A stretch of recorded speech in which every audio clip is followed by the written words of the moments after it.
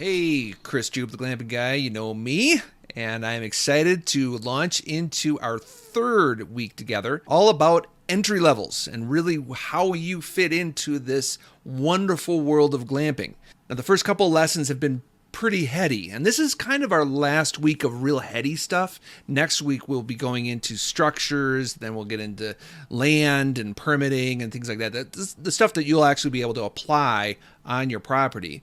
The first 2 weeks have been more about me and about glamping in general in the market. I hope that first week was really helpful to you and encouraging because I've walked quite the journey, and that first week of me telling you my story, as well as being honest with you about my fears and trepidations, my hesitations, and my doubts. I mean, there were many times I felt like giving up. I didn't because I loved it so much. So it was, and it's nice to make money too. Glamping has become very much a part of my life, my wife's life, my family's life, even when some of my adult children are involved. And it's really, really exciting. And our future couldn't be brighter. That first lesson, I explained those first 2 years as kind of unique. They were really my experimental years if I look back on it. I only made $2,400 that first year. I was really just renting out my camping gear. I mean, put the tent up in my backyard, rented it on Airbnb. Hey, I was glad I made more than $10. I mean, it was just like, wow, this is pretty good money. $2,400 is like fell out of the sky and landed in my lap. So that second year, I still was tiptoeing into it. If it wasn't for my son making the deal with me to build the deck while I bought the tent,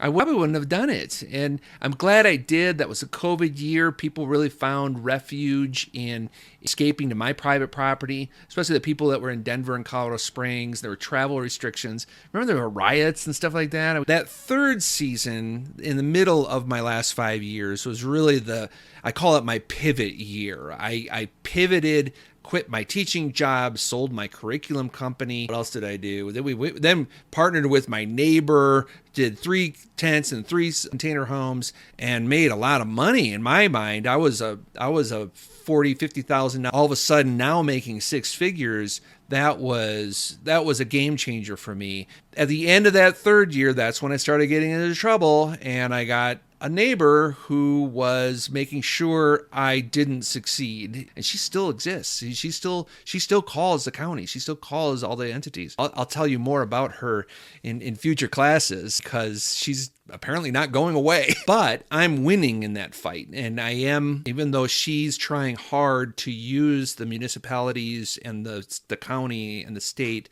to shut me down, I'm actually staying up. And it's legitimizing monument glamping. I have now my special use permit. I have my structures permitted. I have my septic tank, and my well has been updated and permitted. These are very good and healthy promotions of my business and advancement. So I'm progressing as a business, and I'm becoming well known in the community. We had a ribbon cutting ceremony last year. I write for the local newspaper. Now I'm connected with media and in magazines and stuff. Like that third year was my pivot. My fourth year was really my established year.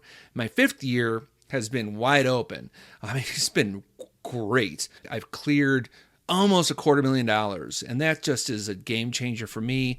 I'm loving it. I have 12 units on 2 different properties right now. We're going to expand to 32, and I'm in talks with a 3rd and 4th property owner for even more properties. There's developments going on in northern El Paso County. The Sunset Theater is coming to town. A $8 million Air Force Academy Visitor Center is just one exit down, and I can't wait to keep developing this. And you, as a member of the 8 Lessons to Launch, are jumping on board with that. You'll experience that growth. And why is that? Because we are in a great market. Glamping couldn't be better. There couldn't be a sexier asset class in real estate than glamping. Last week, I took some careful time to explain the history of glamping, kind of the origins of it. It helps to know that it started with taxes and how to avoid the government. Isn't that ironic? Because we try to avoid the government or comply to the government in our development of our glamping operations. But probably most significant of that second lesson is let the research guide you. There's a ton of market research that has already come out and a lot being developed right now because this is such an exciting asset class of real estate. There's a lot of people trying to get into this space, and you and I are on the cutting edge. It can't be more exciting to be a part of glamping. Now, this week, we're going to explain the developmental entry levels that you can get into in glamping. Now, you join this class, you're probably somewhere in this realm. There's some of you who don't have land yet, but you want land and you want to buy the right piece of land, and you have your little nest egg that you're going to invest in it, but you want to get your ducks in a row and before you get into that purchase, because the land purchase is a big deal, and you're being wise enough to get the research behind you and in your belt so that you're able to purchase wisely. A lot of you already have your land. Like me, in my first year, you've lived on it for 20 years and you love it and it's beautiful and you want to share it, but you just don't know how. And that's where you're in this class to learn how and to get your ducks in a row and hopefully invite your first guest on the property. And some of you have already gotten the taste of success. You've already had people on your property, whether it's in a room or a garage or a patio or a hole in the ground. Lots of different kinds of glampers, but you don't have it polished up. You're not doing it quite right. Maybe you're not even permitted, but you want to go down that path of compliance and make sure you get it right because you want to bring it to the next level. You want to go to the next level of glamping and be that serious business owner that like me, like Monument Glamping. And Wendy and I are crushing it here in Monument, Colorado, and I want you to crush it in your area.